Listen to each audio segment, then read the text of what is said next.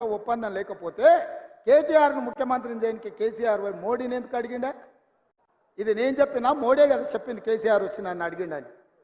ఎవడే కేసీఆర్కి ఇంటి పెద్ద కుల పెద్ద? నరేంద్ర మోడీ కదా. ఇప్పుడు వాళ్ళు ఇంటి పంట తీసుకొని పోయి మోడీకి చెప్పిండంటే వాళ్ళ కుల పెద్ద ఎవరు? మోడీ కదా. మరి ఆ మోడీ కేడీ ఇవాళ కాంగ్రెస్ను తట్టుకోవాలంటే చీకట్ల కలిసి ఉండాలి, పొద్దుపూట కొట్లాడినట్టు ఉండాలని నాటకాలు. ఈ నాటకం కింద తెలంగాణ పిల్లలకు అర్థం కాదా? మనం అంత అమాయకులమా? గుజరాత్ నుంచి వచ్చి ఆయన జోలు చెప్తే వినడానికి ఏంది గుజరాత్ మోడల్ అని నేను అడుగుతున్నా. గుజరాత్ మోడల్ అయితే రైతుల ఆదాయం రెండింతలు కావాలి. గుజరాత్ మోడల్ అంటే 20 కోట్ల ఉద్యోగాలు ఇవ్వాలి. గుజరాత్ మోడల్ అంటే ప్రతి పేదవాడికి ప్రధానమంత్రి ఇల్లు కట్టించి ఉండాలి. గుజరాత్ మోడల్ అంటే సాగునీటి ప్రాజెక్టులు పూర్తి కావాలి.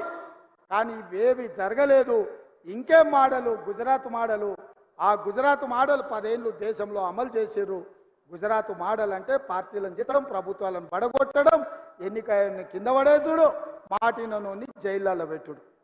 మనం మీటింగ్ ఉందంటే మనం ఎన్ఎస్యూలోనో, యూత్ కాంగ్రెస్ వాళ్ళనో, మహిళా కాంగ్రెస్ వాళ్ళనో, లేకపోతే ఎస్టీ డిపార్ట్మెంటో, ఎస్సీ డిపార్ట్మెంటో ముందు తోలుతాం. అరే పిల్లలు ఉరుకూరి వచ్చే వారం మీటింగ్ ఉందని. కానీ మోడీ ఎవరిని తోలుతాడా? ఈడీ వాళ్ళని తోలుతాడు, ఇన్కమ్ ట్యాక్స్ వాళ్ళని తోలుతాడు, సిబిఐ వాళ్ళని తోలుతాడు. అరే పోర్రాబాయ్ ఆ ఊర్లో వీడి నాయకులు ఉన్న వాళ్ళని కేసులు పెట్టుర్రి, మళ్ళీ తర్వాత మా పార్టీలో చేసుకుంటామని. ఇది గుజరాత్ మోడల్ అంటే. ఇక ఇక్కడ ఒక నాయకుడు ఉన్నాడు బీజేపీలో, మనిషి మంచోడే కానీ పార్టీ సక్కనైంది కాదు.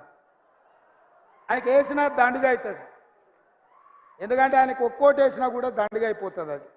ఎందుకంటే ఆయన మాట ఎవరు విన్నారు? ఆయన్నే చెప్పిండు, మేము ఏదో ఆశించి అందులోకి పోయినాం, కవితను తీసి జైలు వేస్తారు అనుకుని లోపలికి పోయినాక అదేం లేదని చెప్పిండు. పెద్ద మంచిగా చెప్పిండు కదా. ఇక ఉన్నది ఉన్నట్టు కులం చెప్పిండు. ఇంకా ఆయన కోటేసి కూడా దండగానే. అందుకే ఇవాళ ఈ చేవెళ్ళ పార్లమెంటు నియోజకవర్గంలో పార్టీ నిర్ణయించి ఎవరిని ఎంపీగా ఇక్కడ అభ్యర్థిని ప్రకటించినా అత్యధిక మెజార్టీతో గెలిపించండి. ఈ తెలంగాణ ప్రాంతాన్ని చేవెళ్ళ ప్రాజెక్టును పూర్తి చేసి ఈ ప్రాంతాన్ని అభివృద్ధి పదం వైపు నడిపించి ప్రతి ఎకరాకు నీళ్ళిచ్చే బాధ్యత తెలంగాణ రాష్ట్ర ముఖ్యమంత్రిగా, కాంగ్రెస్ పార్టీ అధ్యక్షుడిగా తీసుకునే బాధ్యత నాది. ఈ వికారాబాద్ ఈ ప్రాంతం జిల్లాలో ఇక్కడ నుంచి ఎన్నికైన నేను ఇవాళ రాష్ట్రంలో అందరు కలిసి నాకు అవకాశం ఇచ్చిండ్రు ముఖ్యమంత్రిగా. తప్పకుండా ఈ ప్రాంతాన్ని అభివృద్ధి పదం వైపు నడిపించే బాధ్యత నేను తీసుకుంటా. ఇవాళ ఈ జిల్లాలో కార్యకర్తలకు అండగా ఉండడానికి పెద్దలు మహేందర్ అన్న ఈరోజు మన మధ్యలో ఉన్నాడు. సునీతమ్మ ఉంది. మహేందర్ అన్న కంటే సునీతమ్మ కార్యకర్తలు ఎట్లా అండగా నిలబడుతుందో 3 సార్లు జిల్లా పరిషత్ చైర్పర్సన్గా ఎన్నికైందంటే మీ అభిమానంతో ఇవాళ నాయకురాలుగా మీ ముందు నిలబడ్డది. భవిష్యత్తులో రామ్మోహన్ రెడ్డితో పాటు, అదేవిధంగా పార్టీలో ప్రసాద్ గారితో పాటు, మనోహర్ రెడ్డితో పాటు మీకు మహేందర్ రెడ్డి గారు, సునీతమ్మ కూడా మీకు అండగా ఉంటారు. మాది బాధ్యత మిమ్మల్ని కాపాడుకునేది. రాబోయే స్థానిక సంస్థల ఎన్నికల్లో మిమ్మల్ని గెలిపించే కానీ ఈ పార్టీ అప్పటికి గెలిచినట్టుగా భావించదు. మీరు గెలిచినప్పుడే నిజమైన గెలుపు.